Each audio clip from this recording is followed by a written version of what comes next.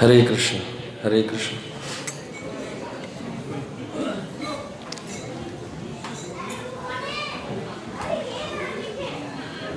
हरे कृष्ण। नहीं नहीं ठीक है।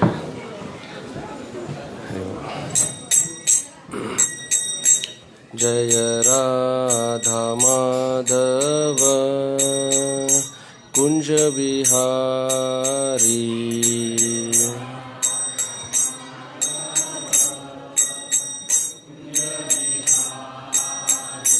जय गोपी जन वल्लभ गिरिवरधारी,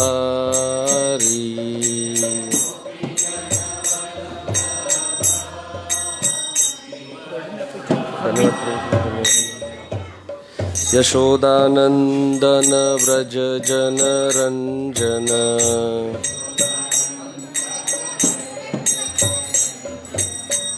यमुना तीर वनचारी,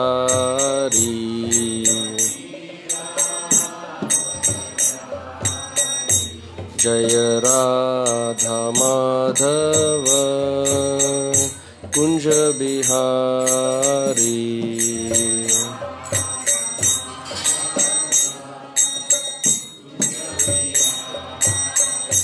हरे कृष्ण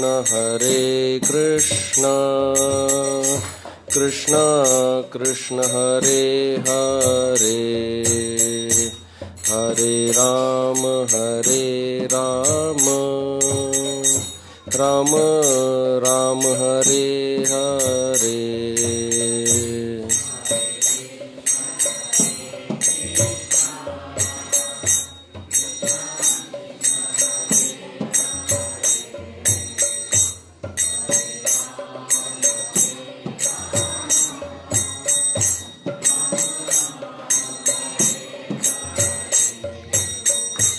हरे कृष्ण कृष्ण कृष्ण हरे हरे, हरे राम राम राम हरे हरे।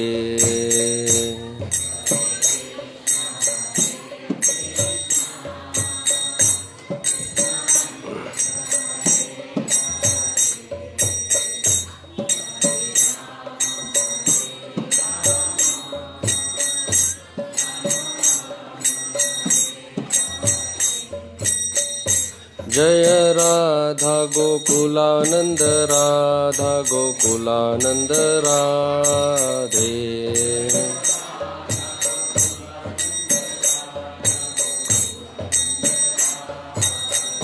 जय राधा दामोदर राधा दामोदर राधे,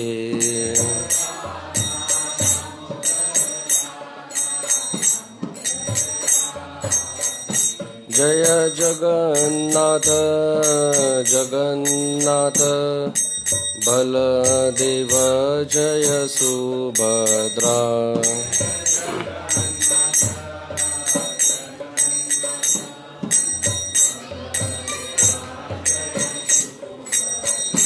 जय गौरनिताय गौरनिताय गौरनिताय जय गौरनिताय।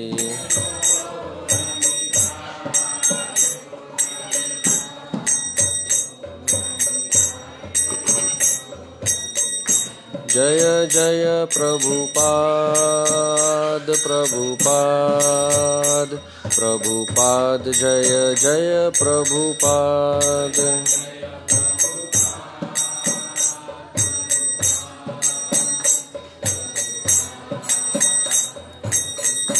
निताई गौर हरि बोल हरि बोल हरि बोल, निताई गौर हरि बोल।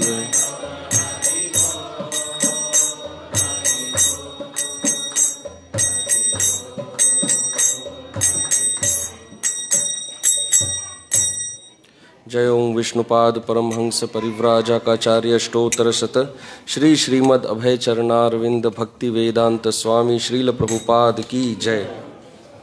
इस्कॉन बीबीटी संस्थापक आचार्य श्रील प्रभुपाद की जय। श्री श्री राधा गोकुलानंद भगवान की जय। श्री श्री राधा दामोदर जी की जय। श्री श्री जगन्नाथ बलदेव सुभद्रा महारानी की जय। श्री श्री गौर निताई की जय। उपस्थित भक्त वृंद की जय। उपस्थित भक्त वृंद की जय। उपस्थित भक्त वृंद की जय। श्री श्री गुरु गौरांग की जय। ओम अज्ञानतिमिरान्धस्य ज्ञानाञ्जनशलाकया चक्षुरुन्मीलितं येन तस्मै श्रीगुरवे नमः। श्रीचैतन्यमनोभीष्टं स्थापितं येन भूतले स्वयं रूप कदा मह्यं ददाति स्वपदान्तिकं। वन्देऽहं श्रीगुरोः श्रीयुतपदकमलं श्रीगुरून् वैष्णवांश्च श्रीरूपं साग्रजातं सहगण रघुनाथान्वितं तं सजीवं साद्वैतं सावधूतं परिजनसहितं कृष्णचैतन्यदेवं श्रीराधाकृष्णपादान् सहगण ललिता श्रीविशाखान्वितांश्च। नम ओं विष्णुपादाय कृष्णप्रेष्ठाय भूतले श्रीमते भक्तिवेदान्त स्वामिन्निति नामिने। नमस्ते सारस्वते देवे गौरवाणी प्रचारिणे निर्विशेष शून्यवादी पाश्चात्य देश तारिणे। हे कृष्ण करुणा सिंधो दीनबंधो जगत्पते गोपेश गोपिका कांत राधा कांत नमोस्तुते। तप्त कांचन गौरांगी राधे वृंदावनेश्वरी वृषभानुसुते देवी प्रणमामि हरिप्रिये। वाञ्छाकल्पतरुभ्यश्च कृपा सिन्धुभ्य एव च पतितानां पावनेभ्यो वैष्णवेभ्यो नमो नमः। जय श्री कृष्ण चैतन्य प्रभु नित्यानंद श्री अद्वैत गदाधर श्रीवासादि गौर भक्तवृंद। हरे कृष्ण कृष्ण कृष्ण हरे हरे हरे राम राम राम हरे हरे। हरे कृष्ण।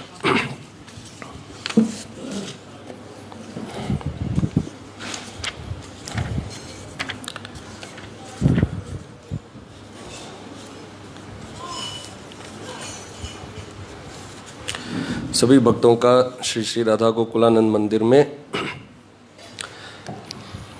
कार्तिक मास के इस परम पावन भीष्म पंचक की 5 दिवसीय कथा के दूसरे दिवस में बहुत हार्दिक स्वागत है। तो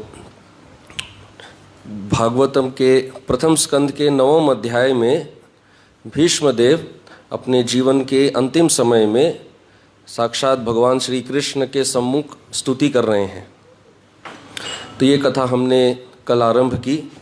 ये 9वें अध्याय के श्लोक 32 से आरंभ होता है, भीष्म स्तुति प्रार्थना।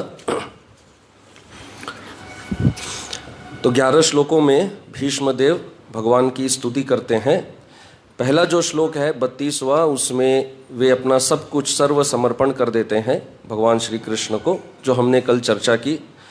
और अब 9 श्लोकों में वो भगवान की महिमा का गुणगान करने जा रहे हैं। तो आज जो हम श्लोक ले रहे हैं वो है 33 और 34।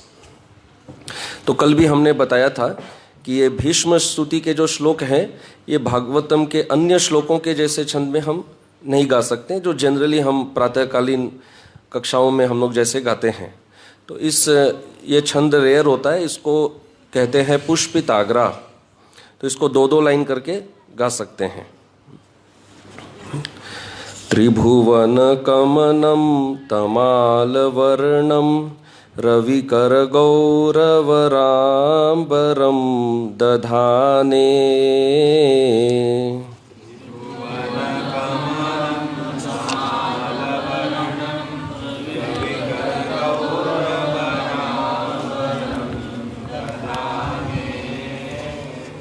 वपुरककुलावृताननाब्जं विजयसखेरतिरस्तु मे नवद्या।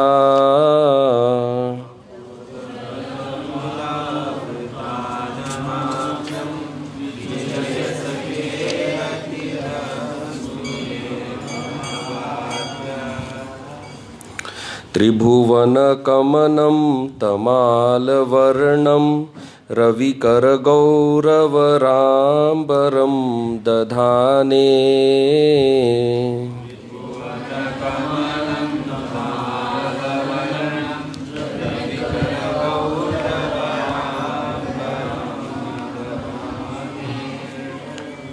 वपुरककुलावृताननाब्जं विजयसखेरतिरस्तु मे नवद्या।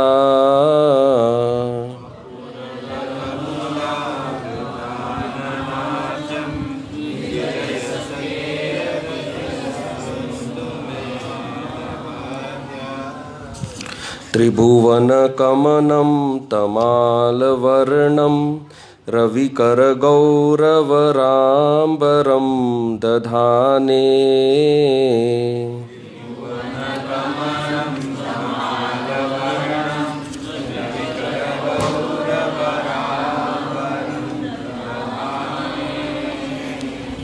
वपुरलककुलावृताननाब्जं विजयसखेरतिरस्तु मे नवद्या।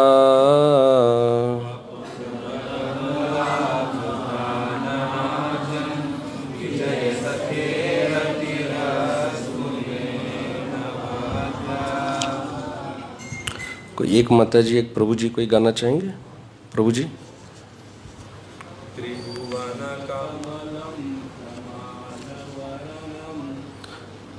रविकरगौरवाम्बरं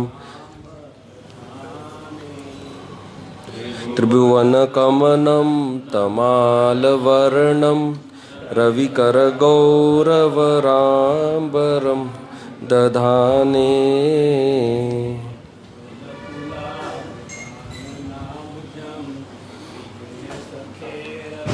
रस वपुरलककुलावृताननाब्जं विजयसखेरतिरस्तु मे नवद्या। कोई माता जी?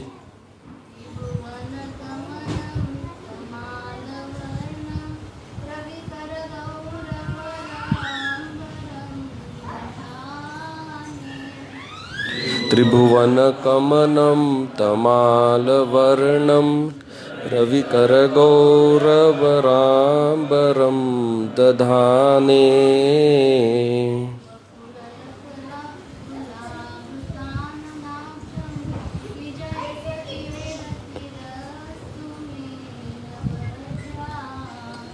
वपुरलककुलावृताननाब्जं विजयसखेरतिरस्तु मे नवद्या।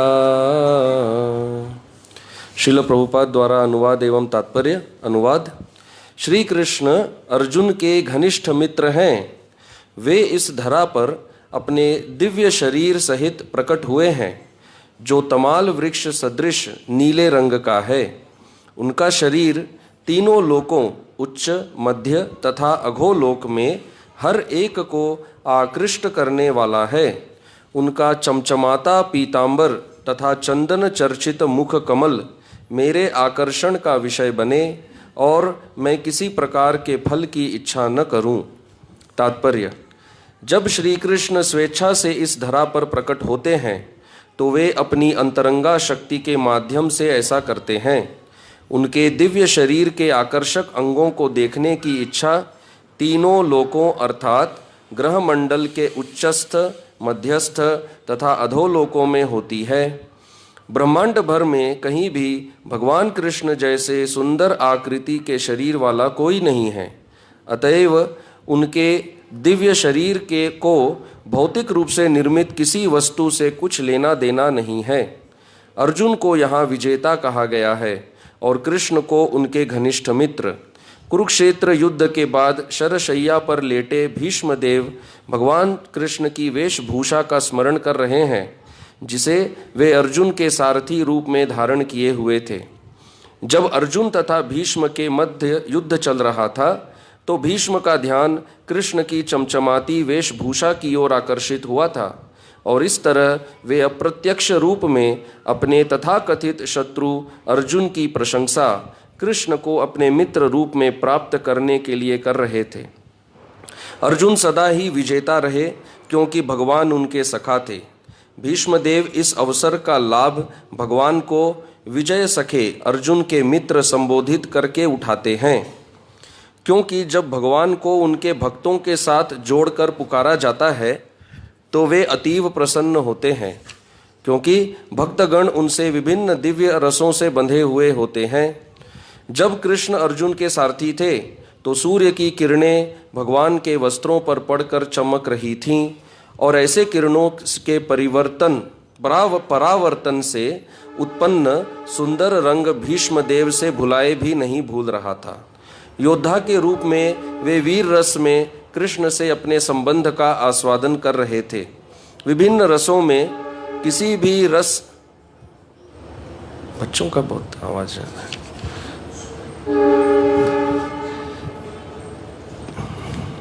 ये ब्रेक हो जाता है। विभिन्न रसों में किसी भी रस में भगवान के साथ दिव्य संबंध होने पर भक्त सर्वाधिक आनंद प्राप्त करते हैं। अल्पज्ञ संसारी लोग जो भगवान के दिव्य रूप में अपने को संबंधित दिखाना चाहते हैं, वे सीधे ही व्रजधाम की गोपियों का अनुकरण करते हुए माधुर्य रस का दिखावा करते हैं। भगवान के साथ ऐसा हल्का प्रेम संबंध संसारी व्यक्ति की कुत्सित भावना का द्योतक है, क्योंकि जिसने भगवान के साथ माधुर्य रस का आनंद उठा लिया है वह संसारी श्रृंगार रस में लिप्त नहीं होता, क्योंकि इसकी भर्त्सना संसारी नीति शास्त्र ने भी की है। भगवान के साथ आत्मविशेष का नित्य संबंध क्रमानुसार विकसित होता है। परमेश्वर के साथ जीव का सही संबंध 5 प्रमुख रसों में से किसी एक में हो सकता है, और असली भक्त के लिए इससे कोई अंतर नहीं पड़ता। भीष्मदेव इसके जीते जागते उदाहरण हैं, तो हमें ध्यान देकर यह समझना है कि वे महान सेना नायक भगवान से किस प्रकार दिव्य रूप से जुड़े हुए हैं। हरे कृष्ण।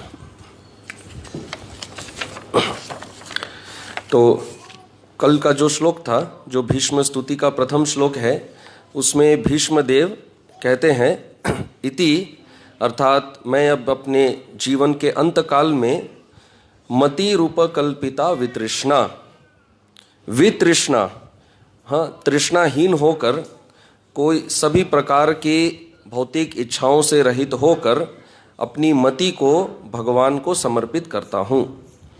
और कल हमने चर्चा की कि भगवान वास्तव में इस मति को ही ग्रहण करते हैं, इसलिए उनको भावग्राही जनार्दन कहते हैं। भगवान भाव को ग्रहण करते हैं, और ये भाव ही है जो हम भगवान को वास्तव में दे सकते हैं। अन्य जो भी वस्तुएं हमारे पास है या अन्यों के पास है, वास्तव में ये सब भगवान का ही है। हाँ? परंतु इसका अर्थ ये भी नहीं है कि हम भगवान को कोई वस्तु न अर्पण करें, क्योंकि भाव को भी भगवान को अर्पित करने के लिए माध्यम होता है।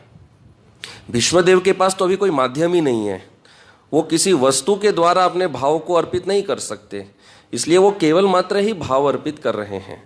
पर यथासंभव तन मन धन से भगवान की सेवा की जाती है, और इनके माध्यम तन से, मन से, धन से अपने भाव को भगवान के प्रति अर्पित किया जाता है। परंतु भीष्मदेव ऐसी अवस्था में है जिसमें वे शारीरिक तौर पर अभी कुछ भी नहीं कर सकते हैं। तो अब यहाँ पर प्रश्न उठता है कि आप जो अपनी मति भगवान को अर्पित कर रहे हैं, तो आपकी मति क्या है, आपकी विचारधारा क्या है? आप तो केवल अपना विचार ही भगवान को प्रकट कर रहे हैं। तो क्या है आपके विचार में, वो क्या विचार है जो भगवान के और आपके बीच में क्या संबंध है? तो अब भीष्मदेव यहाँ पर भगवान का गुणगान आरंभ करते हैं और इस श्लोक में वे भगवान श्री कृष्ण के रूप का गुणगान करते हैं सर्वप्रथम। श्रीधर स्वामी जी इस तरह समझाते हैं, इदानीम श्री कृष्ण मूर्तिम वर्णयन रतिम प्रार्थयते, कि इस श्लोक में भीष्मदेव भगवान श्री कृष्ण की मूर्ति, उनके विग्रह, उनके रूप का वर्णन कर रहे हैं कि भगवान कैसे दिखते हैं अपने भाव के अनुसार। और क्या प्रार्थना करते हैं? रति, भगवान से प्रेम की प्रार्थना करते हैं। तो सबसे पहले यहाँ पर वो भगवान का गुणगान अभी करना आरंभ करते हैं। हाँ, तो अंत में जो अंतिम पंक्ति है इस श्लोक में देख सकते हैं, विजय सखे रतिरस्तु में अनवद्या, कि मैं भगवान से क्या मांगता हूं? रति। रति अर्थात किसी चीज में रत रहना, रत रहना अर्थात मग्न हो जाना। तो शास्त्र में यहां जब रति की बात करते हैं, रस शास्त्र में, तो रति अर्थात बहुत गाढ़ा प्रेम भगवान से, तीव्र आसक्ति। तो ये रति मुझे चाहिए, लेकिन क्या इस रति के बदले भगवान से मुझे कुछ चाहिए? सांसारिक प्रेम में हम प्रेमी प्रेमिका एक दूसरे से भी कुछ चाहते हैं, पूर्ण शुद्ध प्रेम तो होता नहीं है। इसलिए प्रेम का बंधन भी कई बार टूट जाता है। तो वो क्यों टूट जाता है? क्योंकि उसमें भौतिक आकांक्षाएं होती हैं, और जब वो आकांक्षा पूर्ण नहीं होती है या हमारी इच्छा अनुसार पूर्ण नहीं होती है, कम हो, तो फिर क्या होता है? वो संबंध जो मीठा था अभी, वो मीठा रस किस में बदल जाता है? खट्टा हो जाता है, रस बदलता है। हाँ, परंतु भक्तों का जो भगवान के प्रति रति होता है, वो रस जो है वो खट्टा नहीं होता। तो इसलिए यहाँ कह रहे हैं अनवद्या। अनवद्या अर्थात कि मुझे भगवान से कुछ नहीं चाहिए। जैसा प्रहलाद महाराज ने भगवान नरसिंह देव से कहा था कि मैं आपसे कोई व्यापार नहीं करता, तो भीष्मदेव भी यहाँ क्या कह रहे हैं कि हमारा जो प्रेम है वो ये संसार के जैसा व्यापारिक प्रेम नहीं है। संसार का प्रेम व्यापारिक प्रेम है, प्रेम देना, प्रेम लेना, प्रेम के बदले में कुछ चाहिए।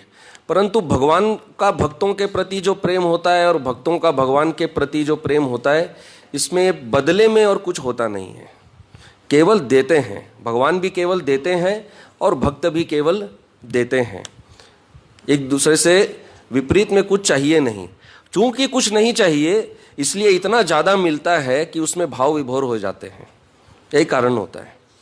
तो यहाँ कह रहे हैं कि रति रस्तु में अनवद्या, कि मुझे बदले में कुछ नहीं चाहिए। जैसे प्रभुपाद जी अंग्रेजी में कहते हैं फ्रूटिव मेंटेलिटी, फल, कर्म का जैसे फल चाहते हैं हम, ये मेरा प्रेम है, हाँ, मेरा भाव है, मुझे इसका कोई फल नहीं चाहिए।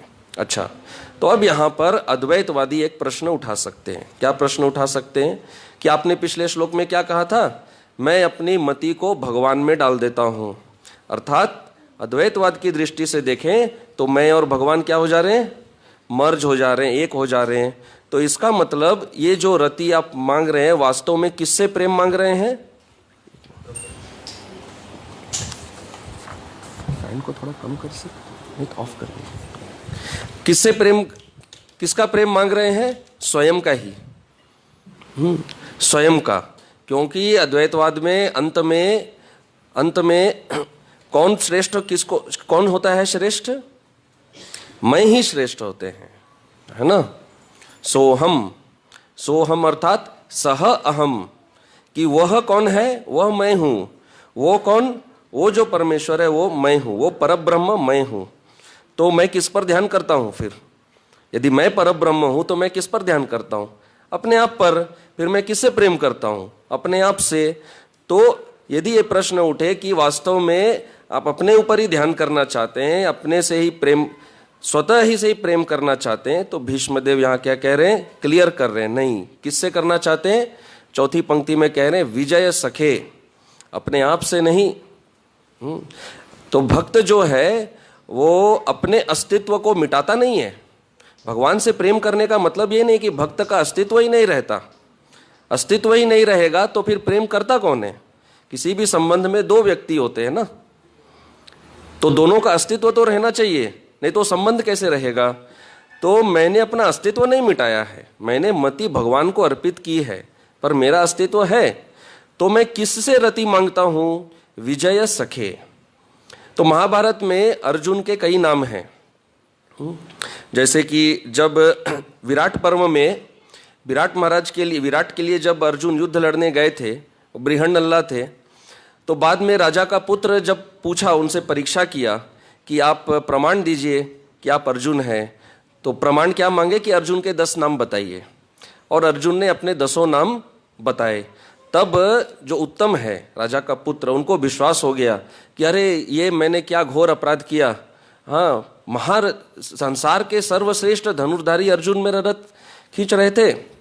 तो अर्जुन ने जो 10 नाम बताए उसमें एक नाम है उनका विजय। तो वैष्णव आचार्य विजय का 2 अर्थ देते हैं। एक तो ये कि अर्जुन सदैव युद्ध में विजयी रहे, तो ये तो है, लेकिन वो कहते हैं ये इतनी बड़ी बात नहीं है सदैव विजयी रहना। क्योंकि जब भगवान श्री कृष्ण अपने धाम लौट गए थे तो अर्जुन उसके बाद में साधारण लोगों से भी हार गए, और भागवत में वर्णन आता है, और अर्जुन दुख करते हैं कि आज कृष्ण मेरे साथ नहीं है, देखो मैं किन लोगों से हार गया। तो वो गीता के श्लोकों को वापस याद करते हैं। तो वैष्णव आचार्य क्या कहते हैं, यहाँ विजय मतलब वास्तव में उन्होंने अपने अंतःकरण में विजय प्राप्त की थी। जितने भी हमारे अनर्थ होते हैं उन सब पर वो विजयी थे, तो ये मूल कारण है उनको विजय कहने का। तो विजय सखे, तो वो विजय अर्जुन के सखा कौन है, भगवान श्री कृष्ण। तो यहाँ पर भीष्मदेव उनको श्री कृष्ण कहकर या अन्य नामों से संबोधित नहीं कर रहे हैं। कौन से नाम से संबोधित कर रहे हैं, विजय सखे। हर भक्त का भगवान के एक विशेष एक रूप में उनका प्रेम होता है, आकर्षण होता है। जैसे हम हमारे भक्त समाज में देखते हैं, किसी को जगन्नाथ विग्रह से आकर्षण होता है, किसी को रामचंद्र से होता है, किसी को श्री कृष्ण से होता है, किसी को गौरांग महाप्रभु से होता है। वो समझते हैं कि तत्व सब एक है, फिर भी एक भाव होता है।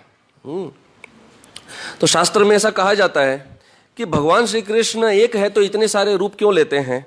तो उसका उत्तर देते हैं क्योंकि भक्तों के भाव इतने सारे हैं, इतने इतने भाव हैं, इसलिए भगवान इतने इतने रूप में प्रकट होते हैं। तो इसी तरह भीष्मदेव के जो विग्रह हैं, भीष्मदेव किनमें अपना भाव अर्पित करते हैं, उनका जो मुख्य आकर्षण है वो है पार्थ सारथी। उन्होंने भगवान श्री कृष्ण को हस्तिनापुर में कई बार देखा, भगवान शांति दूत बनकर आए थे, और पहले भी कितनी बार देखा है ना। पूरे महाभारत में अगर हम आयु देखें, जितने भी पात्र हैं, जितने भी उनकी आयु है, उसमें नंबर 2 पर भीष्मदेव आते हैं। नंबर 1 पे नहीं, 2 पर। 1 पे कौन है, जो शांतनु महाराज थे, शांतनु उनके भाई, वो भी थे जीवित। उनका नाम हमको भी याद नहीं आ रहा है, पर वो गीता की टीकाओं पढ़ते हुए हमने वो पढ़ा था। तो भीष्म द्वितीय नंबर पर, लेकिन सारे प्रैक्टिकल कारणों से 1 नंबर पर ही मान लेना चाहिए, क्योंकि सारे कार्यभार संभालने में तो वही थे। तो भीष्मदेव ने इतने वंश देख लिए, और भगवान श्री कृष्ण जब से आना शुरू किए हस्तिनापुर में, सब कुछ उन्होंने देखा है। लेकिन भीष्मदेव का मूल जो उनका आकर्षण है वो किस रूप में था, वो रूप में जो वो युद्ध में देख रहे थे। युद्ध में जो उनको रथ में बैठे हुए देखे थे पार्थ सारथी, उनका आकर्षण इस रूप में था। तो इसलिए यहाँ पर विजय सखे करके संबोधित कर रहे हैं। हाँ, और विजय सखे से ये भी संबोधित कर रहे हैं कि भगवान को अर्जुन से कितना प्रेम था, अर्जुन को अपना मित्र मानते थे। तो इनमें मैं अपनी रति अर्पित करता हूँ। तो अब ये श्लोक में भीष्मदेव उनको बता रहे हैं कि वो कैसे हैं, सुंदर रति अर्पित कर रहे हैं यदि किसी रूप में, तो वो रूप में कुछ सौंदर्य होना चाहिए, कुछ आकर्षण होना चाहिए। तो क्या आकर्षण है, तो यहाँ सबसे पहले इस श्लोक में प्रथम पंक्ति में कहते हैं त्रिभुवन कमनम। त्रिभुवन, हाँ, ऊपरी लोक, मध्य लोक, अधोलोक, upper middle lower planetary system. तो त्रिभुवन में जितने भी लोग हैं, सभी सबसे ज्यादा सुंदर सब में कौन है, किससे आकर्षित होते हैं, भगवान श्री कृष्ण से। हम सब देखते हैं कि कोई व्यक्ति यदि भगवान का भक्त ना भी हो तो भी यदि अपने घर को सजाने के लिए कोई सबसे सुंदर चित्र लगाता है तो वो राधा कृष्ण का लगाता है। आप किसी होटल वगैरह में जाइए, वहाँ पे आपको राधा कृष्ण के चित्र दिखेंगे।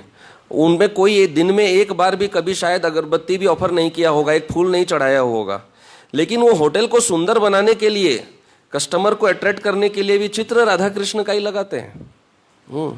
तो ये सर्वसम्मत है, चाहे कृष्ण को कोई पसंद करे ना करे, उनको पॉलिटिक्स करने वाला माने, उनको कई स्त्रियों के साथ नाचने वाला माने, जो भी भाव हो, चाहे जो कुछ भी हो, एक तो कॉमन है कि उनके सौंदर्य से कोई बच नहीं सकता। उनके सौंदर्य से हर कोई आकर्षित होता है, चाहे उनके बारे में कितनी भी भ्रांत धारणाएं हो। कृष्ण का तो बात छोड़ दीजिए, आप टीवी में भी अगर कोई महाभारत, कृष्ण वगैरह जितने भी सीरियल आते हैं, उनमें भी जो किसी भौतिक व्यक्ति को भी यदि कृष्ण का रूप में सजाया जाता है, वो भी देखिए कितना सुंदर लगते हैं कि नहीं, है ना, कितना सुंदर। कोई भी वीडियो निकालिए महाभारत का जिसमें कृष्ण का लीला है, उसमें कमेंट्स पढ़ के देखिए, और कोई कृष्ण के बारे में कितना भी अनाप शनाप कुछ भी बोले, लेकिन उनके सौंदर्य के बारे में किसी का कोई दो राय नहीं है, उससे ज़्यादा सुंदर कोई नहीं मिलता। तो एक साधारण व्यक्ति भी यदि किसी नाट्य लीला में, टीवी वगैरह में कृष्ण की तरह सज के इतना सुंदर लगता है, तो मूल श्री कृष्ण कितने सुंदर होंगे।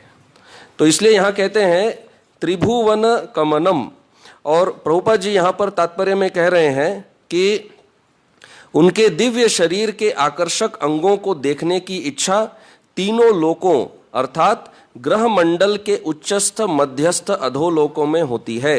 ब्रह्मांड भर में कहीं भी भगवान कृष्ण जैसे सुंदर आकृति के शरीर वाला कोई नहीं है। तो मनुष्य हो, असुर हो या देवता हो, हर कोई कृष्ण से आकर्षित होते हैं। देवता क्या क्या कहना, स्वयं भगवान विष्णु भी श्री कृष्ण से आकर्षित हो जाते हैं।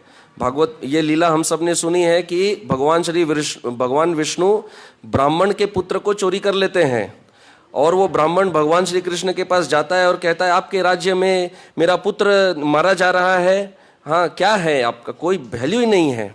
तो अर्जुन ये सहन नहीं कर पाते। तो ये बहुत अच्छा उदाहरण है, वो दिखाते हैं कि भगवान का अपराध कभी सहन नहीं करना चाहिए। तो वो प्रण ले लेते हैं मैं बचाऊंगा तुम्हारे पुत्र को अगली बार, और जब नहीं बचा पाते तब वो कहते अब मैं अग्नि समाधि में जा रहा हूँ। तब भगवान वापस आते हैं, कहते तुम क्षत्रिय लोग हमेशा यही करता है, जब देखो अग्नि समाधि, मर जाएंगे, सुसाइड। हम लोग आजकल कहते हैं ना सुसाइड वगैरह कितना खतरनाक है। महाभारत में देखिए क्षत्रियों के लिए सुसाइड वगैरह माने आम बात है, इसको नहीं मार पाए तो कल अग्नि में समाधि ले लेंगे। तो खैर भगवान अर्जुन को रथ में लेकर जाते हैं और सुदर्शन उनके आगे चलते रहता है, क्योंकि ब्रह्मांड में जब जहां सूर्य की रोशनी नहीं पहुंचती वहां सुदर्शन रास्ता दिखाते हैं और भगवान विष्णु के पास जाते हैं।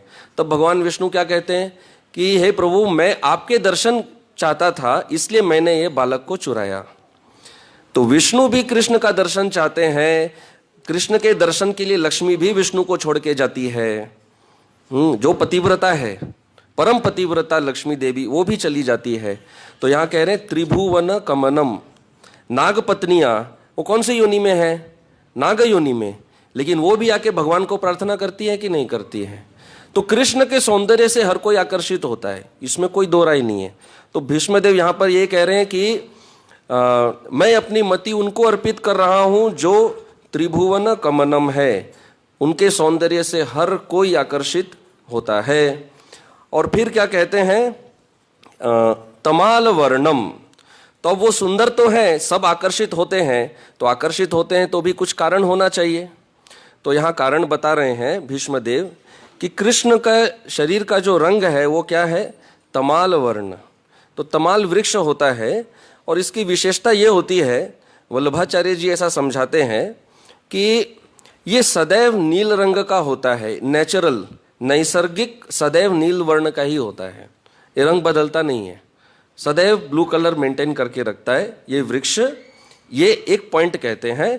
और इसमें और एक गहरी बात है जो वल्लभाचार्य जी समझाते हैं कि भगवान का रंग समझाने के लिए कुछ और भी उपमा ले सकते थे, ये तमाल वृक्ष का ही क्यों लेना है।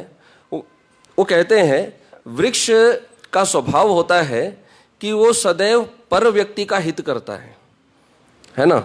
वृक्ष सदैव क्या देता है, छाया देता है, फल फूल सब कुछ देता है। लेता क्या है वृक्ष, जल भी लेता है वो मनुष्य, क्या वृक्ष को जल देता है। अभी जंगल में इतने वृक्ष होते हैं, हम जाकर वहाँ थोड़ी पानी डालते हैं, वो व्यवस्था भी भगवान कर देते हैं, लेकिन देता कितना कुछ है। तो वल्लभाचार्य जी ऐसा कहते हैं कि भीष्मदेव यहाँ ये भाव भी लाना चाहते हैं कि भगवान तमाल के तरह सुंदर हैं और वृक्ष के तरह सदैव पर हित करने वाले हैं। हाँ, तो भीष्मदेव युद्ध में थे, और हम कई बार लोग सोचते हैं कि युद्ध में इतनी हिंसा हुई, कितना कुछ नष्ट हुआ, परंतु वैष्णव आचार्यों की टीका के अनुसार जिन्होंने भी भगवान को देखते हुए अपना प्राण त्यागा युद्ध में, सबको मुक्ति प्राप्त हुई, सबके सब मोक्ष प्राप्त हुए, है ना। संसार में इतने युद्ध होते हैं, इतने लोग मरते हैं, युद्ध में मर के कोई स्वर्ग तक जा सकता है, मोक्ष मिल सकता है क्या? हम सब ने सुना है, कोई यदि मातृभूमि के लिए प्राण त्याग करे युद्ध में मरते हुए क्षत्रिय के तरह, तो उसको क्या मिलता है? स्वर्ग मिलता है। हाँ, और क्षत्रिय इस अवसर की प्रतीक्षा करते हैं, उनके लिए ये बड़े गौरव की बात है। युद्ध से पीछे मुड़ के जाना तो उनके लिए क्या है? बहुत घोर अपमान है, उससे मृत्यु अच्छा है। तो भगवान के सामने जो प्राण त्यागे वो मोक्ष प्राप्ति किए। तो इसलिए भीष्मदेव यहाँ कह रहे हैं कि भगवान का भाव क्या है? भगवान एक वृक्ष के तरह है, फल फूल छाया सदैव जीवात्मा का हित ही करते हैं।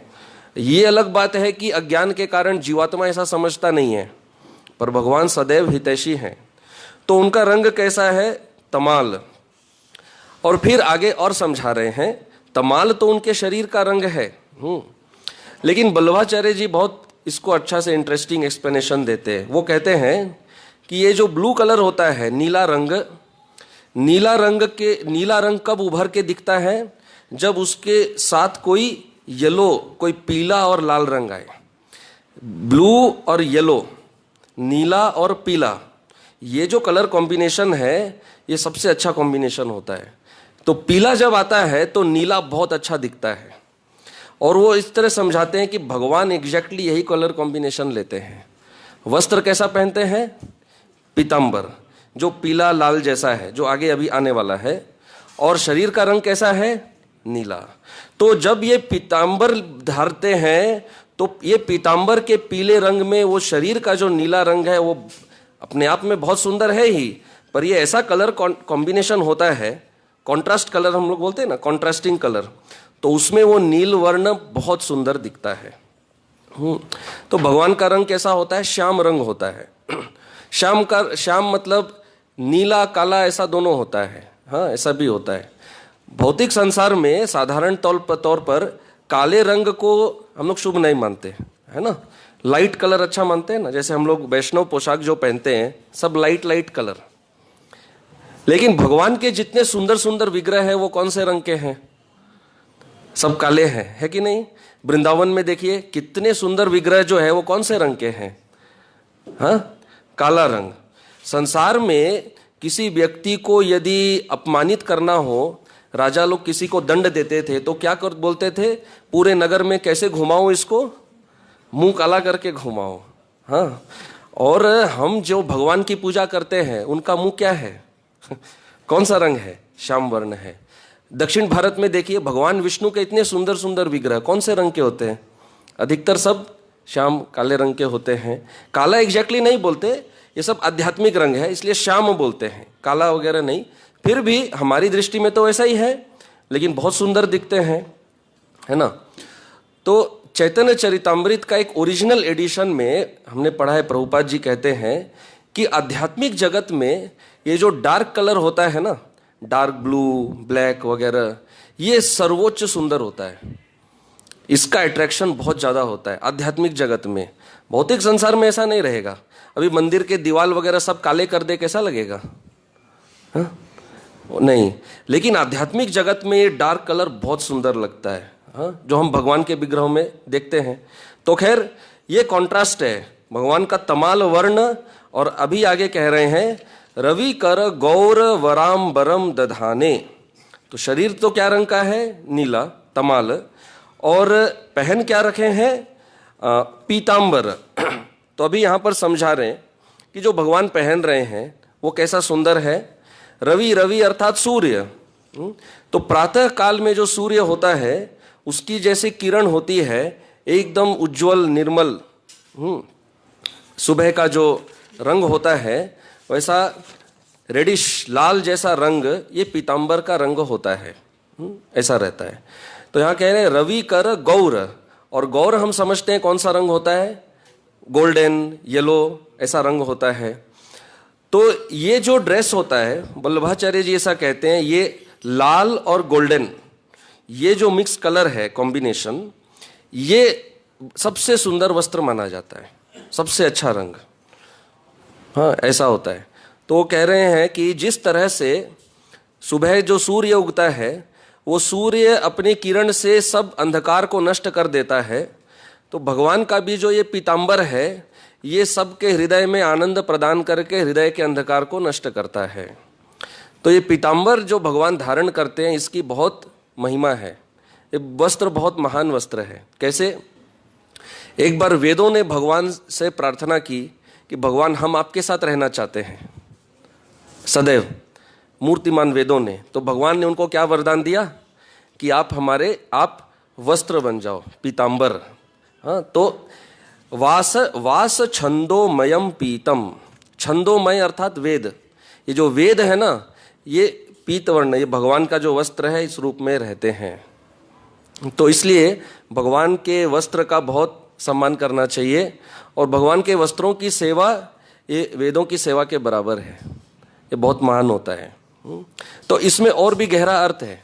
कैसे? देखिए, तो आचार्य ऐसा समझाते हैं, हम जो वस्त्र पहनते हैं वो हमारे शरीर को ढकने के लिए या दिखाने के लिए? ढकने के लिए, स्वाभाविक है। तो भगवान का शरीर क्या है? सच्चिदानंद है। तो अब जो भगवान वस्त्र पहन रहे हैं अपने शरीर को ढकने के लिए या दिखाने के लिए? तो भगवान के वस्त्र उनके शरीर को ढक रहे हैं, तो भगवान का सच्चिदानंद स्वरूप फिर हमको कैसे दिखेगा? तो कहते हैं कि वेद जिस प्रकार भगवान को प्रदर्शित करते हैं, रिवील करते हैं, तो ये पीतांबर भी इसी तरह भगवान के सच्चिदानंद देह जो आनंद है वो आनंद को प्रदर्शित करता है, उसको ढकता नहीं है। भगवान का शरीर हमारे जैसा मिट्टी का शरीर नहीं है, पंच महाभूत का नहीं है, सच्चिदानंद है। तो जब भगवान ऐसा वस्त्र पहनते हैं तो वो आनंद और दूसरों को बांटते हैं, प्रदर्शित होता है।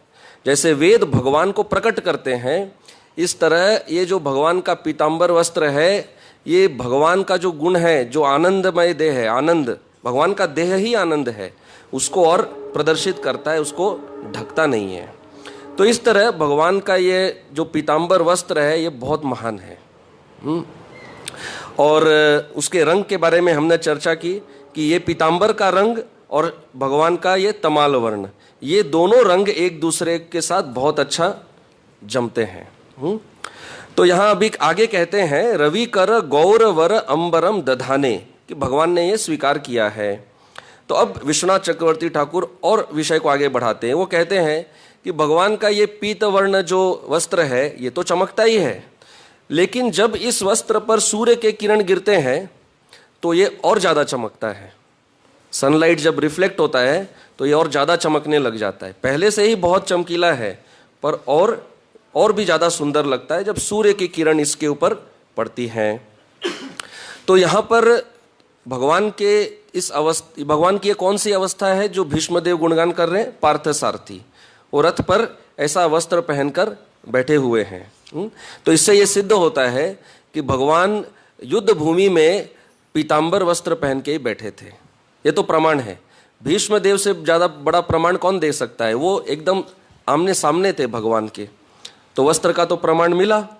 और यहाँ पर विश्वनाथ चक्रवर्ती ठाकुर समझाते हैं कि परिधेय और उत्तरीय वस्त्र और उत्तरीय पहनते हैं तो ये दोनों ही पीतांबर है, भगवान के दोनों वस्त्र। और सूर्य में और ज़्यादा पीत लग रहे हैं, मतलब येलोइश, इनका येलो पीला रंग और ज़्यादा चमक रहा है। तो ये तो हुआ वस्त्र के बारे में। अब वस्त्र से अब भीष्मदेव और ज़्यादा ध्यान फोकस करते हैं। कहाँ फोकस करते हैं? भगवान के मुखमंडल पर, चेहरे पर आते हैं। तो उसके लिए क्या कह रहे हैं आगे? वपुरलक कुलावृतान नाब्जम, अलक कुल आवृत, आवृत मतलब ढक जाना। अब्जम, अनन अब्जम। अब्जम मतलब कमल। तो भगवान का मुख कैसा है? कमल जैसा है, सुंदर। भगवान का मुख वास्तव में कमल से कहीं ज्यादा सुंदर है। वो कमल के सौंदर्य को हराता है, परंतु चूंकि संसार में कमल सबसे सुंदर है, उसी से उपमा दी जाती है। पर इसका अर्थ वास्तव में यह नहीं होता कि वो कमल जैसा है। संसार में यही उपमा दे सकते हैं, सर्वश्रेष्ठ। तो भगवान का जो मुखमंडल है वो ऊपर से ढक गया है। किससे ढक गया है? वपुर अलक। अलक मतलब केश। जो घुंघराले भगवान के जो केश हैं, हिंदी में जिसको बाल कहते हैं, केशों से भगवान के मुखमंडल का ऊपरी भाग ढक गया है। क्यों ढक गया है? क्योंकि जब भगवान अर्जुन का रथ हाँक रहे थे तो कहते हैं वायु के वेग से भी तेज था, बहुत स्पीड चलाते थे। तो दाएं बाएं ऐसे घूमते थे, तो ये घूमने में उनके केश क्या हो जाते थे? इधर उधर हिलते, सब बिखर जाते। तो केश बिखर गए तो मुखमंडल उनका ढक गया सब बिखरे हुए केशों से। हाँ, हम किसी पार्टी वगैरह में जाते हैं तो अपने बाल संवार कर जाते हैं या बिखेर के जाते हैं? संवार कर जाते हैं, है ना। बिखरे हुए बालों में हम सुंदर लगते हैं क्या? नहीं। लेकिन कृष्ण का हर चीज उल्टा है। कृष्ण का केस ही सब उल्टा है। हाँ, इसलिए लोग कृष्ण को समझते ही उल्टा है। इसमें लोगों की गलती नहीं है, उनकी कोई गलती नहीं है। भगवान को जो उल्टा समझते हैं उनमें कोई गलती नहीं है। इनका कार्य, इनके बारे में सब कुछ उल्टा है। देखिए, कोई भी व्यक्ति, कोई जेल में कोई पैदा होता है, कितने जेल में पैदा होकर किसी का गुणगान होता है, लेकिन ये पैदा है स्वयं भगवान। पैदा कहाँ होते हैं? जेल में। पैदा होके भी अपने घर में नहीं रहते, अपने पिता को ही ऑर्डर देते हैं कि मुझे ही छोड़ के जाके कहीं और छोड़ाओ। एक तो इतने साल बाद मिले, इतना प्रतीक्षा करवाए, और जन्म लिए तो बोलते हैं अभी जाके कहीं और छोड़ दो। तो साधारण व्यक्ति क्या बोलेगा? भाई इतना निर्दयी है, हाँ, फिर इतना प्रतीक्षा करवाए किस लिए? क्या लाभ मिला, है ना। तो हर स्तर पे देखेंगे उल्टी उल्टी चीजें। वह भगवान होकर चोरी चमारी करना, हाँ, और गीता में इतना नैतिक ज्ञान देना, लेकिन फिर इतना रासलीला करना, इतनी स्त्रियों से विवाह करना। अब इनके सब गहरे गहरे अर्थ हैं, पर बाह्य दृष्टि से देखें तो सब प्राय सब कार्य उल्टे पुल्टे हैं। कोई भी बात बोलते हैं, गोपियों को विशेष रूप से हर बात को घुमा फिरा के बोलेंगे, सीधा तरह से कोई बात बोलते ही नहीं है।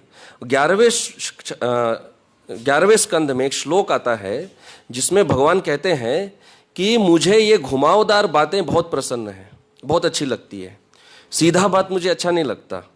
तो इसलिए गोपियां भी भगवान को सब घुमा घुमा के बातें बोलती हैं। भगवान को वो यदि गालियां देती हैं तो ये इनको अच्छा लगता है। बोलिए, किसी को गाली सुनना अच्छा लगता है, लेकिन इनको गालियां सुनना अच्छा लगता है। तो हर चीज उल्टा, इसलिए इतने विचित्र हैं। इसलिए तो आचार्य लोग इनके ऊपर इतनी कविताएं और इतनी टीकाएं, इतना सब लिखते हैं। को समझना बहुत कठिन है। जिनके सब कार्य उल्टे पुल्टे हों, उनके आगे तो ब्रह्मा भी चकित होंगे ही ना। तो ये तो चकित होना ही है। तो खैर, तो यहां पर इनके बाल सब बिखर गए हैं, और ये बिखरे हुए बाल भीष्मदेव को सुंदर लग रहे हैं। किसी का बिखरा हुआ बाल सुंदर नहीं लगता है, लेकिन भीष्मदेव को यही सुंदर लगता है। तो कृष्ण के ये उल्टे सीधे कार्य, ये उल्टे सीधे नहीं है, उल्टे कार्यों पर ही जो भक्त होते हैं वो मंत्र मुग्ध हो जाते हैं।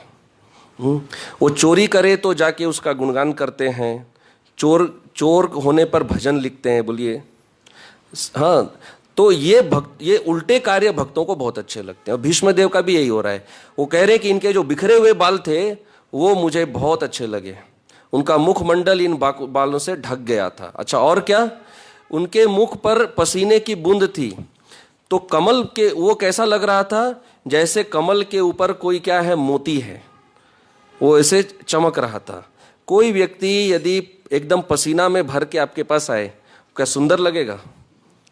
अगर उसको सुंदर लगना भी, कोई मान लीजिए आप कोई पार्टी में जा रहे हैं और भागते भागते गए, लेट हो रहा है या कोई भी कारण से पसीना भरा हुआ है, तो तुरंत बैग से क्या निकालेंगे? माताजी लोग पाउडर वगैरह रखती है ना, एंट्री करने के पहले पाउडर वगैरह लगा के एकदम ऐसे दिखाएंगे, हाँ एकदम नॉर्मल है, कुछ पसीना वगैरह कुछ नहीं है।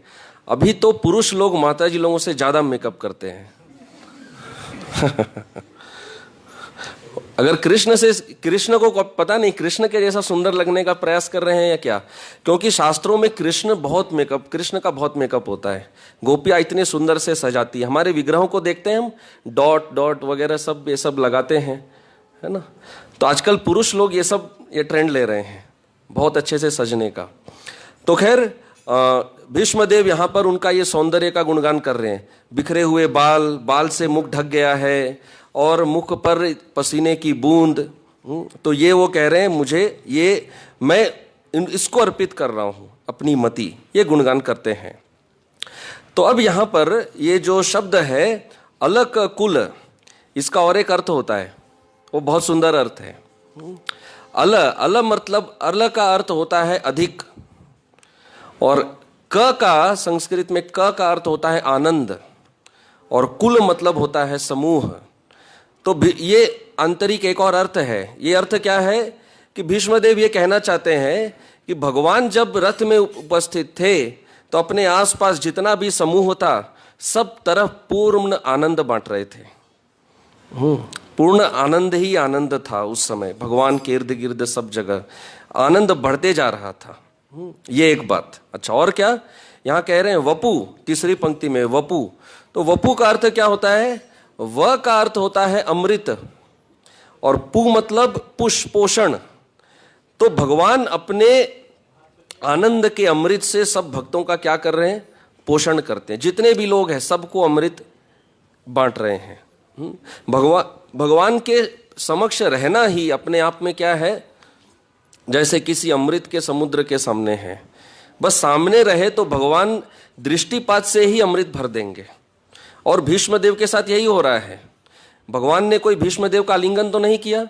कहीं भी हम कुरुक्षेत्र युद्ध में पढ़ते हैं कि भगवान ने कोई आलिंगन किया होगा भीष्मदेव का, ऐसा तो कुछ भी नहीं आता है। भीष्मदेव का भगवान से क्या संपर्क हुआ युद्ध में? केवल दृष्टि, केवल देख रहे थे बस। वो देख के ही उनके अंदर सारा अमृत उनके रूप का भर गया। तो ये कह रहे हैं ये वपु का अर्थ होता है। तो भीष्मदेव कहते हैं मैं उस पार्थ सारथी रूप का स्मरण करता हूं जो इतना सुंदर था, और मेरी मति क्या है? मैं अब उनकी स्तुति कर रहा हूं, उनका सम्मान कर रहा हूं। तो अब यहां पर एक और बड़ा इंटरेस्टिंग बात है। देखिए, भीष्मदेव के सामने भगवान सामने खड़े हैं, भगवान दर्शन दे रहे हैं।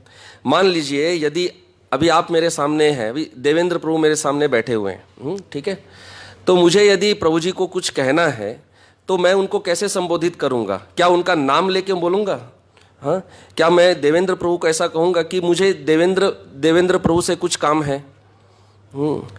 ठीक है। हम उनको कैसे संबोधित करेंगे? आप कह के। कोई छोटा हो तो क्या कहेंगे? तुम कहकर। ठीक है। ये आपका बेटा सामने है तो आप उसको कहेंगे कि बेटा जाके कुछ जल ले आओ, कुछ भी करो। तो अब जब भीष्मदेव के सामने भगवान श्री कृष्ण है तो उनको आप कह के संबोधित करना चाहिए। ये कहना चाहिए कि मैं आपका वो रूप, मैं आपको स्मरण कर रहा हूं। लेकिन आप तो कहीं बोल ही नहीं रहे। वो कह रहे हैं मैं वो कृष्ण को स्मरण कर रहा हूं, वो कृष्ण को स्मरण कर रहा हूं, वो विजय सखा को, वो तमाल वर्ण को। अरे वो जो भी है वो तो सामने है ना। तो ये क्यों नहीं बोलते हैं कि मैं आपको स्मरण कर रहा हूं? तो ये बहुत महत्वपूर्ण है। क्यों ऐसा कह रहे हैं? वो ये दिखा रहे हैं कि वही है सामने, लेकिन मेरी मति ये जो सामने खड़े हैं ये रूप में नहीं है। मैं कौन से रूप का स्मरण कर रहा हूं? वो कृष्ण का जो रथ में बैठे हुए थे। मैं स्तुति तो इनकी कर रहा हूं, लेकिन मेरे स्मरण में कौन सा कृष्ण है? ये जो सामने खड़े हैं ये वाले कृष्ण नहीं, वो वाले कृष्ण जो अर्जुन के रथ पर बैठे हुए थे। इसलिए वो आप करके संबोधित नहीं करते हैं कि मैं आपको स्मरण कर रहा हूं, आपकी स्तुति कर रहा हूं, लेकिन स्मरण उस रूप का कर रहा हूं जो मैंने युद्ध में देखा था। हाँ, तो देखिए इसको बोलते हैं फोकस, है ना। हम लोग भगवान के कितने रूप दर्शन करते हैं, धाम में जाते हैं, पर भीष्मदेव ने वो पार्थ सारथी रूप में इतना फोकस किया जैसे चट्टान के तरह कोई अंदर बैठ गया है। साक्षात श्री कृष्ण सामने है, फिर भी उनकी भक्ति वो रूप में है जो उन्होंने युद्ध में देखी थी। उसी का स्मरण यहाँ पर वो करते हैं। हाँ, तो उस समय उन्होंने भगवान के साथ कौन सा रस का आस्वादन किया था? वीर रस। युद्ध के भाव में थे, तो उनका चित्त उसी में अटका हुआ है। दक्षिण भारत में एक मंदिर है, केवल एक मंदिर है भारत में, जिसमें भगवान का एक विग्रह है, जिसमें भगवान के मुख में मूंछ है, पार्थसारथी। दक्षिण भारत में आप इंटरनेट में देखेंगे, गूगल में आपको मिलेगा, एक ही रूप है। हाँ, अभी गूगल टैप करना शुरू कर दिए। नहीं, यही भगवान का आकर्षण होता है ना, कि अभी देखे बिना हम रह नहीं सकते, इसी को आकर्षण कहते हैं। तो बहुत अच्छी बात है। तो खैर एक विग्रह ऐसा है, हाँ, तो देखिएगा। तो भीष्मदेव अब क्या होता है, भीष्मदेव ने भगवान का जो केश का वर्णन किया कि भगवान के मुखमंडल को ये केश जो ढक रखे हैं, अब वो ये केश से अपना ध्यान हटा नहीं पा रहे। तो अब भगवान उनके मुखमंडल का और वो केश का और ज़्यादा वर्णन भीष्मदेव वर्णन करना चाहते हैं। तो अगले श्लोक में वही वाला विषय आता है, वो इसका और ज़्यादा वर्णन करेंगे। तो इतना समय नहीं है, तात्पर्य लंबा है, इसलिए हम केवल श्लोक पढ़ लेंगे। युधितुरगरजो विधूम्रवेश्व कचलुलितश्रमवार्यलङ्कृतास्ये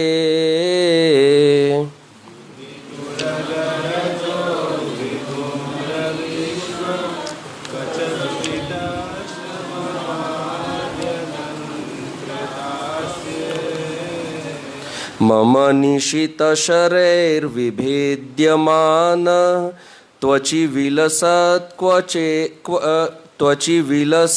कवचेस्तु कृष्ण आत्मा।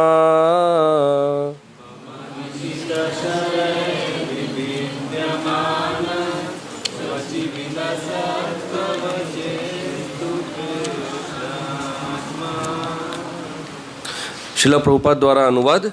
युद्ध क्षेत्र में जहां मित्रतावश श्री कृष्ण अर्जुन के साथ रहे थे, भगवान कृष्ण के लहराते केश घोड़ों की टापों से उठी धूल से धूसरित हो गए थे तथा श्रम के कारण उनका मुखमंडल पसीने की बूंदों से भीग गया था। मेरे तीक्ष्ण बाणों से बने घावों से इन अलंकरणों की शोभा उन्हें अच्छी लग रही थी। मेरा मन उन्हीं श्री कृष्ण के पास चले। तो यहाँ पर अब भीष्मदेव उन केश का जो माधुर्य है उसको त्याग नहीं पा रहे। अब वो उसका वर्णन किए बिना और अपने आप को रोक नहीं पा रहे हैं, तो वो और ज़्यादा भगवान के मुखमंडल का वर्णन करना चाहते हैं। तो अब यहाँ पर देखिए, फिर से वही उल्टा बात हो गया। कोई व्यक्ति का मुख पे धूल लगा हो, वो क्या सुंदर लगेगा? हाँ, नहीं। लेकिन भगवान जब कोई उल्टा कार्य करते हैं ना, तो वो सबसे सीधा होता है, वो पूजनीय हो जाता है, बल्कि उसमें रस आता है। सब सीधे कार्यों में रस नहीं होता, उल्टे कार्य में रस होता है। भगवान की बात छोड़िए, घर में भी बच्चे कोई शरारत करते हैं तो माता पिता उसमें आनंद लेते हैं, है ना। लेकिन बड़ा होकर शरारत करे तो आनंद नहीं आएगा, है कि नहीं। तो घर संसार में भी हम देखते हैं, कोई प्रेमी प्रेमिका हो, आपस में एक दूसरे को कुछ बुरा भला कहे तो उसमें भी एक रस होता है। पर साधारण तौर पे कोई बुरा भला कहना तो में तो रस नहीं रहता, लेकिन उसमें रस अनुभव करते हैं। तो भगवान तो रसो वैसा है, भगवान के संपर्क में सब उल्टा सीधा सब एक ही है, कुछ अंतर नहीं होता है। इसलिए उसको कहते हैं एब्सोल्यूट, एक स्तर होता है। तो यहाँ भीष्मदेव क्या कहते हैं कि जब भगवान रथ चला रहे थे अर्थात वायु के वेग से दौड़ा रहे थे, तो जो अश्व थे, घोड़े, उनके खुरों से जो धूल उड़ रही थी, वो धूल भगवान के चेहरे पर लग रही थी। घोड़े जब दौड़ रहे हैं तो धूल उड़ रहा है और वो धूल भगवान के चेहरे पर लग रहा है, तो वो चेहरा कितना सुंदर था। अब आप सोचिए, जो वायु के वेग से दौड़ रहे हैं और इतना धूल उड़ रहा है, तो कोई थोड़ा धूल तो नहीं लगा होगा, बहुत धूल लग रहा होगा। लेकिन भगवान कितने सुंदर लग रहे हैं। तो वैष्णव आचार्य एक न्याय कहते हैं, न्याय सूत्र। इस न्याय सूत्र को कहते हैं सुंदरे किम असुंदरम, सुंदरे किम असुंदरम, कि जो सुंदर ही है, हाँ, वो किसी भी स्थिति में असुंदर कैसे हो सकता है? जिनका रूप ही सुंदर है वो असुंदर कैसे होगा? जैसे देखिए, अभी के समाज में भी कोई वस्त्र फटा चिथड़ा भी हो, लेकिन अगर कोई बड़ा कोई अभिनेता फटे हुए आधे फटे वस्त्र को भी पहनता है तो वो आधा फटा वस्त्र ही क्या बन जाता है? वही फैशन हो जाता है ना, है कि नहीं? तो फैशन कहाँ से शुरू हुआ? क्योंकि उस अभिनेता ने, ठीक है, जो कम से कम सिनेमा में तो सुंदर लगते हैं अवश्य ही, या कोई अभिनेत्री भी हो, वो अभिनेत्री जो वस्त्र पहनेंगी वही वस्त्र क्या बनता है? फैशन बनता है। तो वो वस्त्र जब कोई और पहनता है तो उसको क्या लगता है? हम सुंदर हैं। क्यों? क्योंकि वो अभिनेत्री ने ये पहना है। तो इसका अर्थ है कि ये वस्त्र का सौंदर्य किससे आ रहा है? उस अभिनेता या अभिनेत्री से आ रहा है। वो फटा हो, छोटा हो, बड़ा हो, लंबा हो, जो कुछ भी हो, है ना। सब सिनेमा से स्टार्ट हुए हैं ना, पहले बेल बॉटम वगैरह सब आए हैं सिनेमा से, ठीक है। तो यहाँ पर भगवान एक कौन सा नया ट्रेंड शुरू कर रहे हैं? धूल से भरा हुआ मुख का सौंदर्य। लेकिन हम अगर ऐसे करने जाएंगे तो सबसे कुरूप लगेंगे। तो ये कृष्ण है, तो कृष्ण के लिए क्या कहते हैं? सुंदरे किम असुंदरम। जो मूर्तिमान सौंदर्य है उनको कोई असुंदर कैसे बना सकता है? धूल में इतनी क्षमता नहीं है कि वो भगवान के सौंदर्य को कम करे, बल्कि वो धूल भगवान के सौंदर्य को और बढ़ा देता है। तो इसका अर्थ ऐसा है कि जो अनुपम परम सुंदर हैं वो कोई भी वेश में हो। कृष्ण चाहे बाल्यकाल में प्रायः नग्न जैसे ही रहे तो भी वो उतने ही परम सुंदर है, और वो चाहे राजा के वेश में रहे तो भी परम सुंदर है, और यदि वो वृंदावन में अल्प वस्त्रों में वेश में रहे, सीधे साधे सरल वस्त्रों में बस मोर पंख लगाकर, तो भी वो परम सुंदर है। वो जो पहनते हैं परम सौंदर्य ही है। तो वही वस्त्र, जो वस्त्र पहने अपूर्व शोभा विस्तार करती है। बल्कि कोई भी अलंकार तब अलंकार कहलाया जाता है जब वो भगवान के देह पर आता है, तब उसको कहते हैं अलंकार। तब अलंकार नाम उसका क्या होता है? सार्थक होता है। जब कृष्ण उसका संपर्क करते हैं तो वो अलंकार का जीवन सार्थक होता है। कल हमने वो चर्चा की थी। तो अब भगवान के केश क्या हो गए हैं? बिखर गए हैं, उनके शरीर पर पसीना है। तो भगवान के केश क्यों बिखरे हैं? भगवान भाग रहे हैं।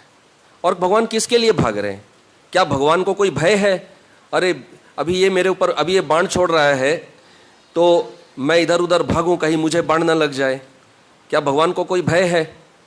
नहीं, भगवान को कोई भय नहीं है। भगवान किस लिए भाग रहे हैं? भगवान अपने सखा को की रक्षा करना चाहते हैं, इसलिए भगवान रथ को ऐसे भगा रहे हैं, अपने सखा के लिए।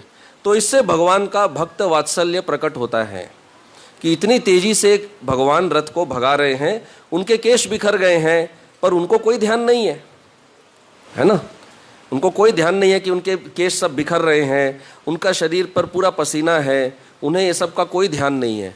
उनका एक ही ध्यान है कि मेरे सखा अर्जुन को कोई क्षति नहीं पहुंचनी चाहिए, बस एकमात्र यही ध्यान है। जैसे माँ पूरी समय बच्चे का ध्यान रखती है, बच्चे का ध्यान रखने में माँ को भूख प्यास कष्ट सब भूल जाती है ना, याद नहीं रहता है। हाँ, हो सकता है एक टाइम खाना भी भूल गई हो, लेकिन वो भी याद में नहीं रहेगा। कोई याद दिलाता है, अरे दोपहर को खाना नहीं हुआ, लेकिन वो बच्चे की सेवा में इतना मग्न हो जाती है कि सब बाह्य बातें सब भूल जाती है।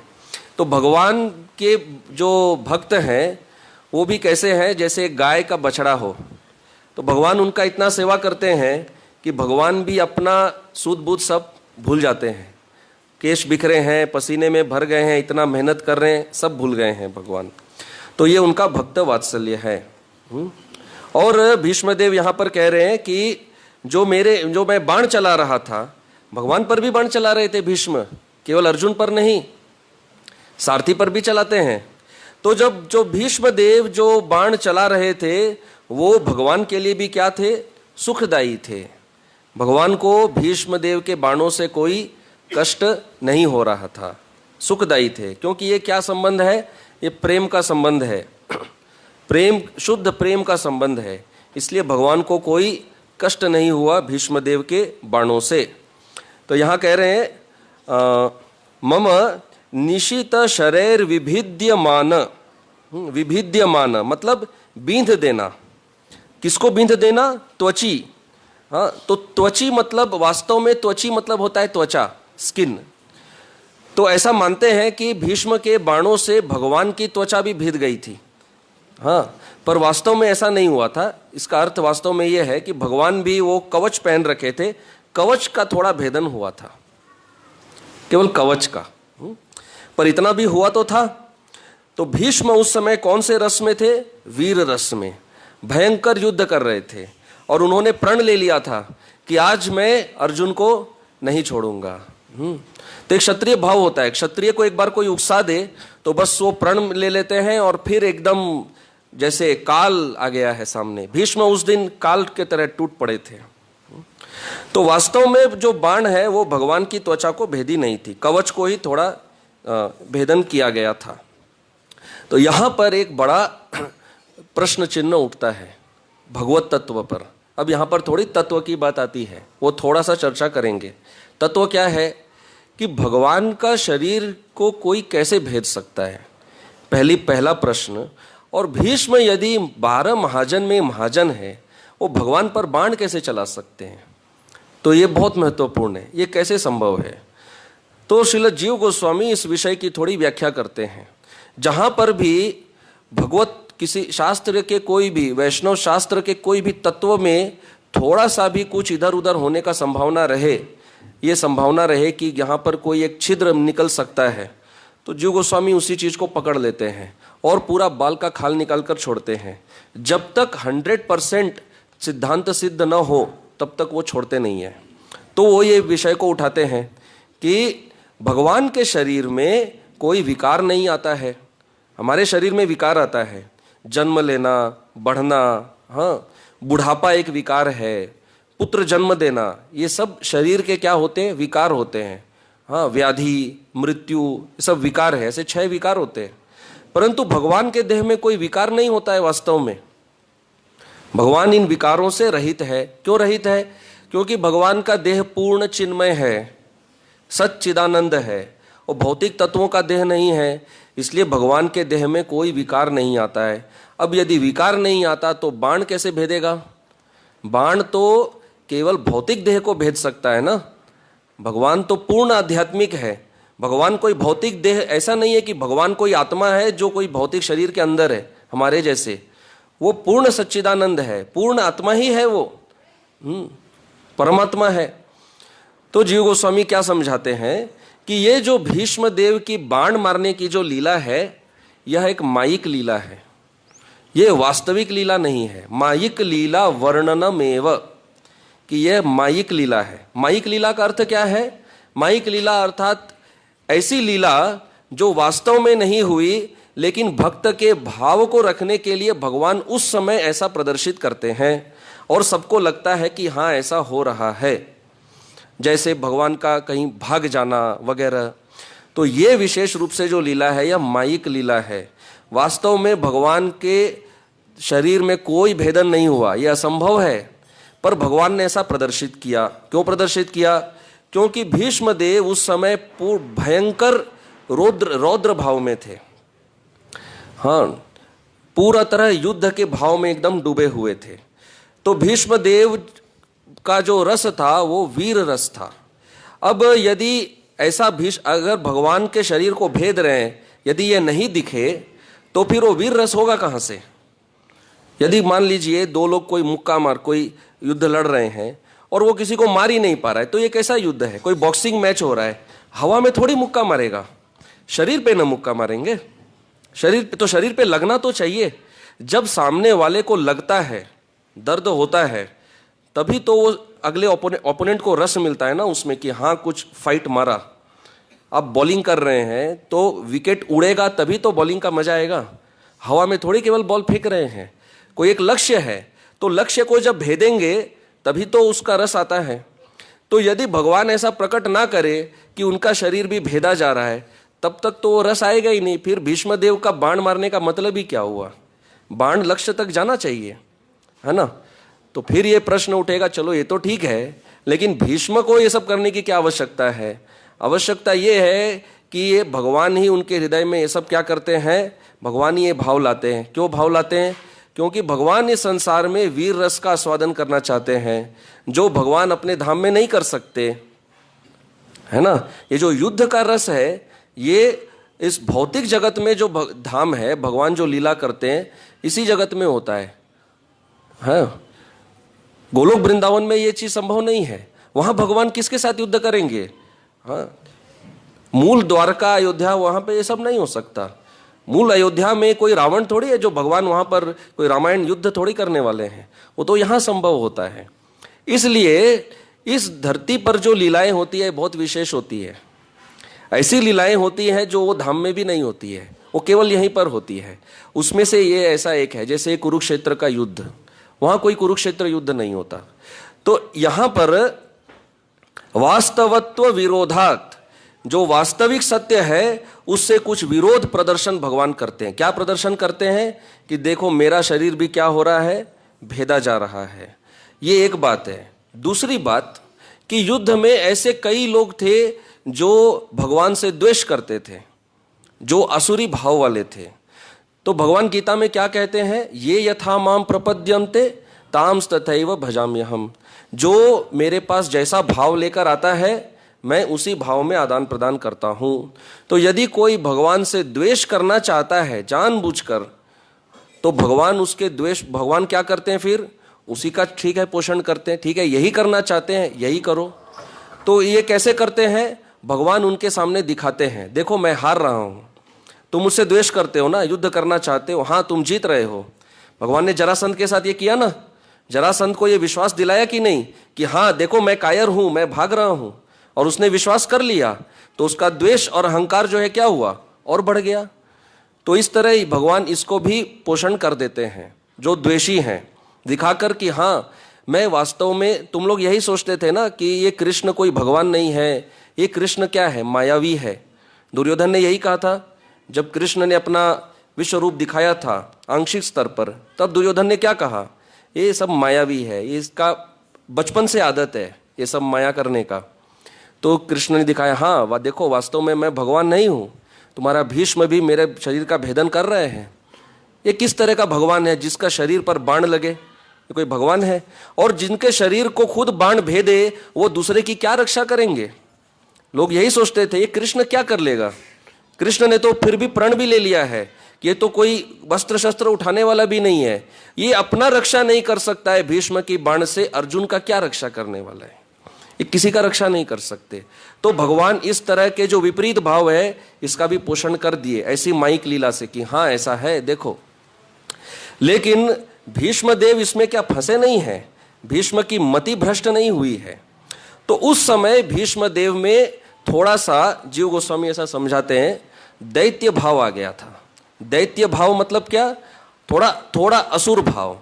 यदि ये थोड़ा असुर भाव नहीं होगा तो कृष्ण से युद्ध नहीं कर सकेंगे, ये संभव नहीं है। उसके लिए वो थोड़ा असुर भाव चाहिए, तभी तो इतना युद्ध होगा।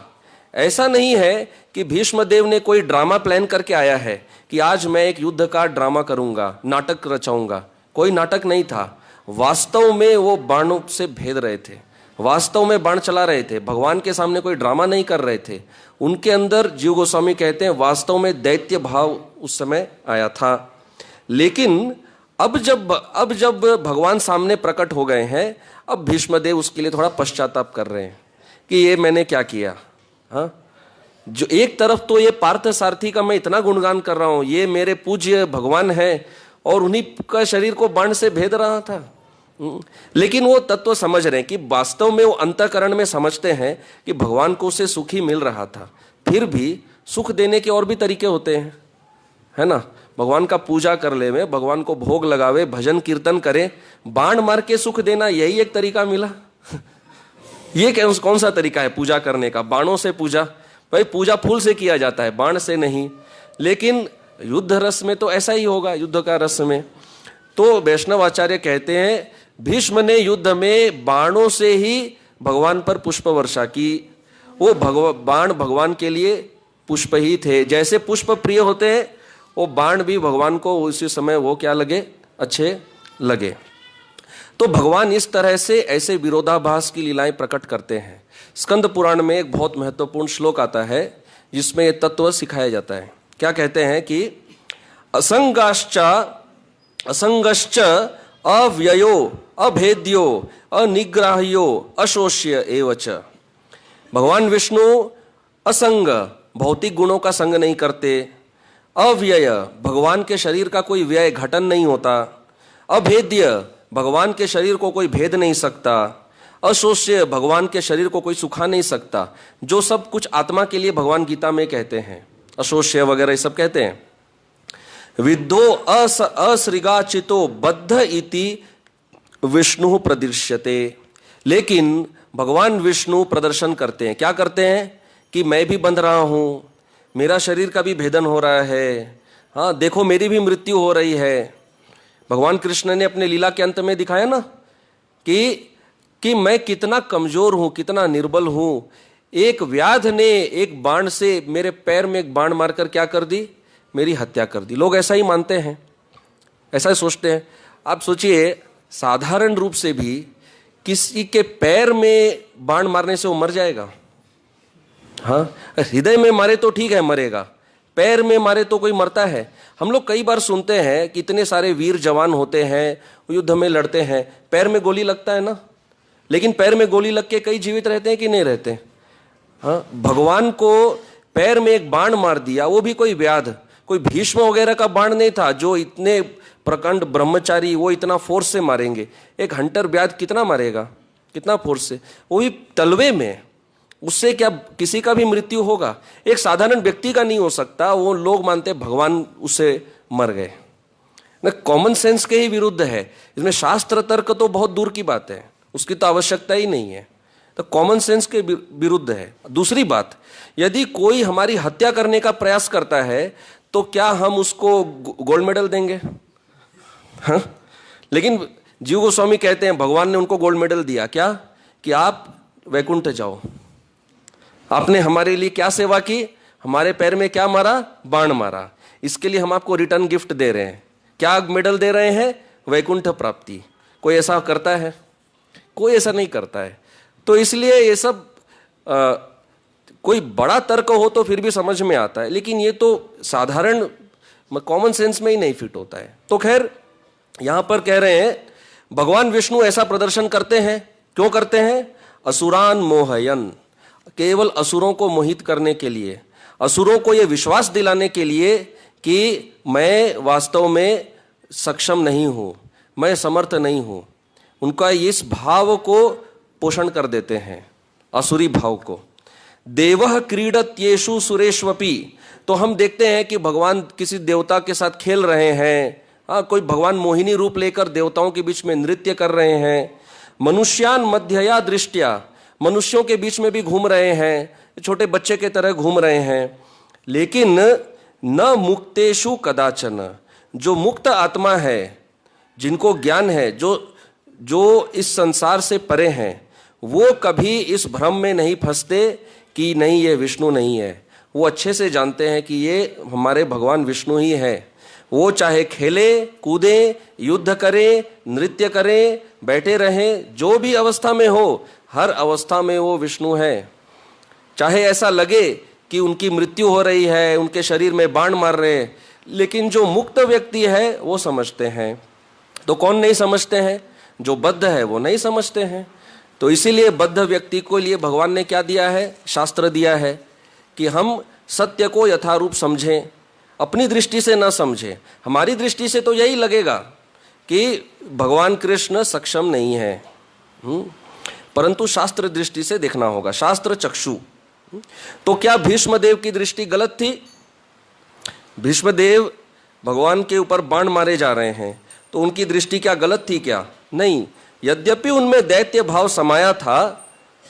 अभी ऐसा कहा जाता है, थोड़ा सा यहाँ कह के विराम दे रहे हैं। अभी भीष्मदेव का भाव क्या है? भाव ये है कि मैं जो अपने प्रभु के साथ युद्ध कर रहा था ना, वो एक बहुत बुरा स्वप्न था। दुस्वप्न दुख येषु, केवल एक बुरा स्वप्न मैंने देखा, बस इतना ही था। भीष्मदेव इस बात से प्रसन्न नहीं हो रहे हैं कि मैंने अपने भगवान पर बाण मारा, उनको इस बात का दुख हो रहा है, एक बुरा सपना सोचकर उसको समझ रहे हैं। और भीष्मदेव भगवान के प्रति अपना क्या भाव प्रकट कर रहे हैं कि मैंने युद्ध में आपके ऊपर क्या चलाया, बाण चलाया, लेकिन मैं जब बाणों की शैया पर लेटा हूं, आपने मेरा त्याग नहीं किया। आप मेरा त्याग कर सकते थे, है ना। कोई व्यक्ति यदि हमारी हत्या करने का प्रयास करे, क्या हम उससे मिलने जाएंगे? जाएंगे? कभी नहीं। लेकिन आज मेरी मृत्यु के समय आप मेरे ऊपर आए हैं, मेरे पास आए हैं, मुझे दर्शन दे रहे हैं, मुझे इस संसार से मुक्त करने वाले हैं, जबकि मैं तो आपके ऊपर बाण चला रहा था। तो इसलिए आप परम कृपालु हैं। तो भीष्म, इस तरह से ये श्लोक में भीष्मदेव अपनी जो स्तुति है यहाँ तक अर्पित करते हैं। अब इसके आगे में अर्जुन के साथ क्या भाव वगैरह है वो सबको और भीष्मदेव आगे समझाएंगे। तो कल वो भक्त जो है चर्चा करेंगे, जो भी प्रवचन करेंगे विषय को आगे बढ़ाया जाएगा। बहुत बहुत धन्यवाद। श्रील प्रभुपाद की जय। श्री भीष्म पंचक महामहोत्सव की जय। हरे कृष्णा।